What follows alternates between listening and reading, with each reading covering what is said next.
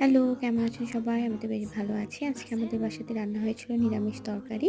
সবকিছু নিরামিষ আইটেমগুলো ছিল। ১ম এ ছিল কিমা এবং ডাল দিয়ে বড়া। তারপরে ছিল আপনার মিষ্টি কুমড়ার মানে সবজিটা আর হচ্ছে আপনার ডালের বড়া দিয়ে এক ধরনের নিরামিষ তরকারি। তারপরে ছিল শাক সেদ্ধ। শাক সেদ্ধটা আমার বাসার সবাই পছন্দ করে। একদম তেল ছাড়া শুধুমাত্র জলে সিদ্ধ করে এটা রান্না করা হয়েছে। তারপরে মিক্সড করেছি পেঁয়াজ, কাঁচামরিচ এগুলো দিয়ে। যাই হোক আমি আজকে এটা আমার নিরামিষ তরকারি এগুলো হলে আমার খুব পছন্দ হয়, যেহেতু আজকে সবটাই মামুনি রান্না করেছে, আমি কিছুই রান্না করেছিলাম না। এই শাক সিদ্ধ রেসিপিটা আমার চ্যানেলে আছে, আপনারা চাইলে দেখে নিতে পারেন। এখানে তেলের ব্যবহার হয় না খুব বেশি, সামান্য পরিমাণ তেল দিতে হয়। তো ভালো লাগে। কিমা হলো এক ধরনের শাক, এটা টেস্টটা অনেকটা তিতা। আপনার পেঁয়াজ, কাঁচামরিচ আর ডাল মিক্সড করে এটা এই মানে বড়াটা ভেজে নিতে হয়।